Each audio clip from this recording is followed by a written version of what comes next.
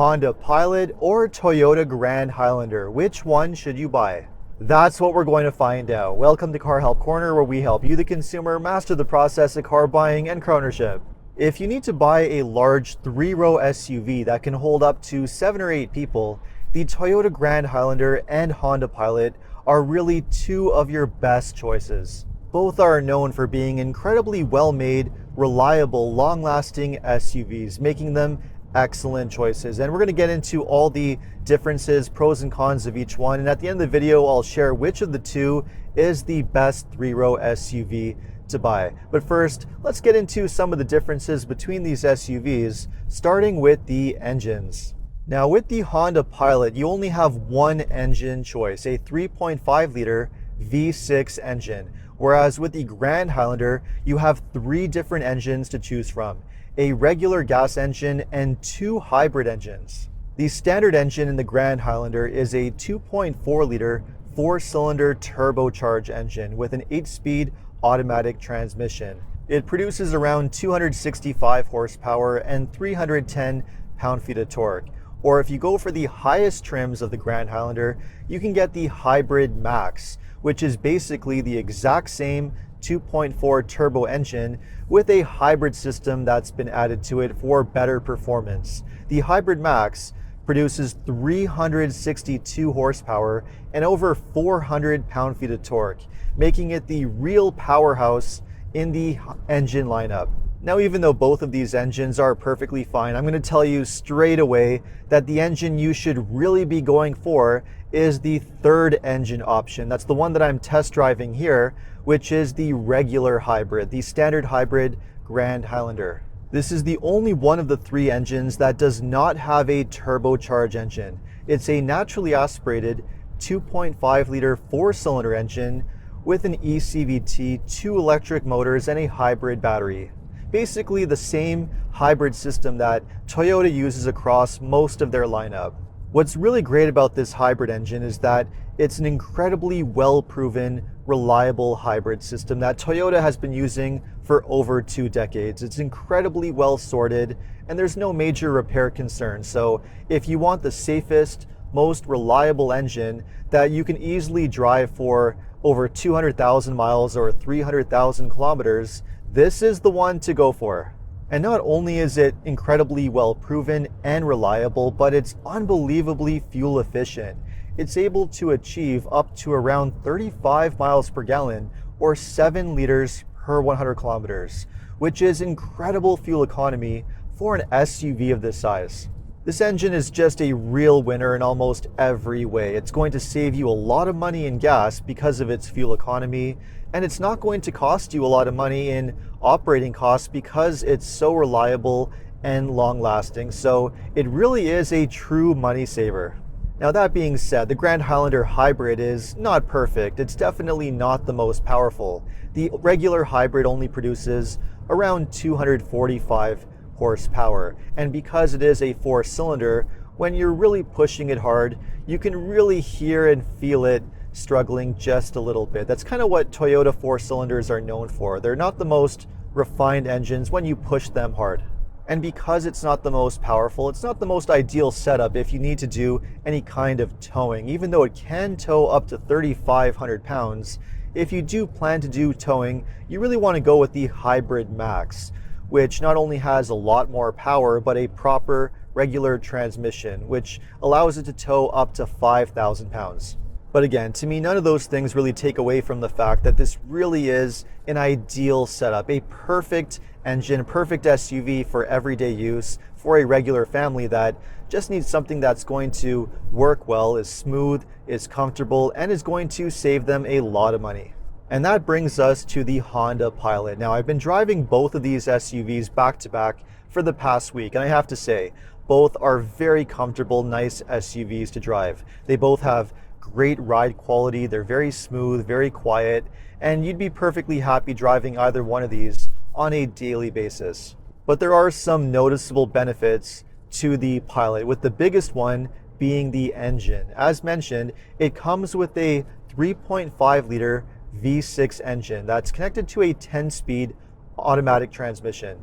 And I have to say, that makes a noticeable difference because even though the four-cylinder in the Grand Highlander may be perfectly fine, there's nothing like the refinement, the smoothness, and the power that you get with a proper V6. It really makes this a great driving SUV, and it has more than enough power. 285 horsepower, 262 pound-feet of torque, and it does have a great towing capacity of up to 5,000 pounds, making it perfect for that use. Of course, it's not going to be as fuel efficient as the Grand Highlander Hybrid. The Pilot is rated for around 20 to 26 miles per gallon, or 9 to 12 liters per 100 kilometers. Unfortunately, Honda doesn't really have any plans to introduce a hybrid engine in its larger SUVs like the Pilot, the Passport, and so on, which is unfortunate. But on the flip side, I guess we should be grateful for the fact that you can still buy an SUV today that has a proper, naturally aspirated V6 engine, which is really nice. Honda has been using this style of engine for over 2 decades, and it's a very well-proven, reliable setup that should easily last you over 200,000 miles or 300,000 kilometers. Now, is it perfect? Absolutely not. Like all manufacturers, Honda did have to make some concessions to modern emission standards. It does have direct fuel injection, it does have cylinder deactivation, and in the style of all Honda V6 engines, it is a timing belt engine, which means you will have to do a timing belt replacement every 100,000 miles or 160,000 kilometers. That's just the way it is. But none of those things are real deal breakers. At the end of the day, this is still a phenomenal setup that's well made, reliable, will last you a really long time, and again, just really nice that we can still get a naturally aspirated V6 in a brand new SUV. So in their own way, both of these are great driving SUVs, but what are they like in terms of their interiors and interior space, the things that really matter when buying a big 3-row SUV? Well, it has to be said, both of these are incredibly spacious and practical vehicles with an enormous amount of space, and you can definitely sit comfortably in all 3 rows of seats in both vehicles. When it comes to overall space, however, it's definitely the Grand Highlander which has the most amount of total passenger volume and cargo volume, whether you have the seats up or you fold them all flat. So if you're looking for the maximum amount of space, the Grand Highlander just slightly gets the edge over the Pilot. On the flip side, however, the Pilot does have one really nice feature that gives it an advantage over the Grand Highlander. Where in the Grand Highlander, you have to make the choice whether to go with an 8-seater with a second row bench or a 7-seater with second row captain's chairs. If you go for the Pilot on the higher trims, you don't have to make that choice because Honda gives you a second row bench with seating for up to 8, but you can actually remove the middle seat and store it underneath the floor of the cargo area, which gives you captain's chairs. So it's a really nice feature that you don't see in other SUVs, and it means you don't have to make that choice between having a bench or captain's chairs. But as mentioned, both of these are incredibly spacious SUVs, and short of going for a minivan or one of those monster-sized, extremely large full-size SUVs, you're really not going to get anything as spacious and practical as these two. They also have excellent storage space around the interiors with plenty of nice storage areas up front, and both SUVs have very well-designed control setups. In both, you have very straightforward climate controls with real buttons and knobs, which is really nice to see, and both have very user-friendly, well-designed touchscreen infotainment systems. The infotainment system on the Pilot is rather small when compared to the Grand Highlander, unusually small for an SUV of this size and price. But that being said, it does have a very well-designed, straightforward user interface, and either way, I really don't have any complaints with either one. And feature-wise, both are incredibly well-equipped SUVs that come with everything you realistically need in a vehicle like this. Both come with plenty of safety features. However, there is one major difference when it comes to the actual safety ratings, because where the Honda Pilot is rated a top safety pick by the IIHS, the Grand Highlander does not have the same safety rating, which is unfortunate and something to be aware of, but certainly not a deal breaker. So with that, I think it's time to get into the pricing. The pricing for the Pilot is relatively straightforward. It's priced from around 41 to 56,000 US, or around 55 to 66,000 Canadian. The Grand Highlander with the standard engine is priced very similar, between 42 to 56,000 US, or 53 to 60,000 Canadian. The pricing for the hybrid engine is around $3,000 to $4,000 higher, and the Hybrid Max tops the lineup on the highest trims, being the most expensive version. So both SUVs are similar in price to other comparable large 3-row SUVs, but I will say that both the Pilot and Grand Highlander do offer better value overall, and that really comes down to their reputations for reliability and longevity. Because these are known for being long-lasting SUVs that are not going to have a lot of repair concerns, they are going to save you money in the long run when it comes to running costs. And because they are known for being very reliable, both SUVs have incredible resale value.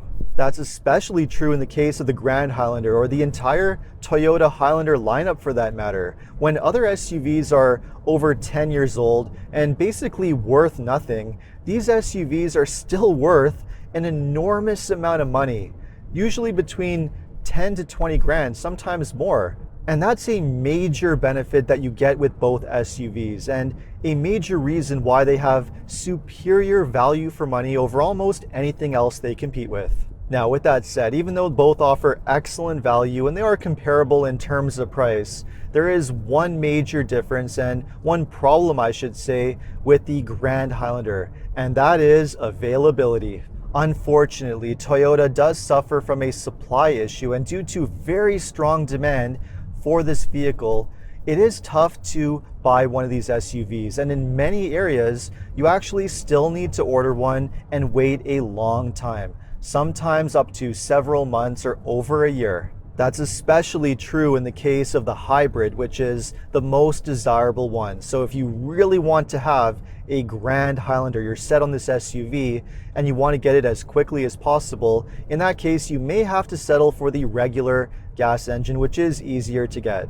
But if you need an SUV urgently and you don't want to deal with a long waiting period, or you just want to get the best deal possible, that's where the Honda Pilot has a major advantage. Not only does it not have a supply problem or a waiting period, but there are much better incentives and better deals, and it's much easier to negotiate a much better deal on one. And when you add in the fact that the Pilot comes with a really nice V6 engine with great performance, smoothness, and great towing capacity, those are the real qualities where the Pilot has the advantages over the Grand Highlander. But if the availability issue and the waiting period is not a concern for you, or if you're able to get your hands on one, overall I have to say that the Grand Highlander Hybrid is the superior vehicle and one of the best 3-row large SUVs that you can buy. It's incredibly well designed, very spacious, very practical, and it has an incredible hybrid system that not only has class-leading fuel economy, but a class-leading reputation for reliability, longevity, and resale value, making it one of the best 3-row SUVs on the market. In the near future, I will do a comparison video highlighting the top 10 3-row SUVs on the market, so we'll see where these two stand on this list. But in the meantime, between these two SUVs, which one would be your choice? Let me know in the comments. And if you enjoyed this video, make sure to like and subscribe. And if you are planning to buy a vehicle and you live in Ontario, know that OMVIC is the vehicle sales regulator that administers and enforces the rules that dealerships must follow. To learn more about your consumer protection rights, visit omvic.ca. And if you're looking to get a great deal on one of these SUVs, make sure to visit carhelpcanada.com. Thanks so much for watching, and I'll see you next time.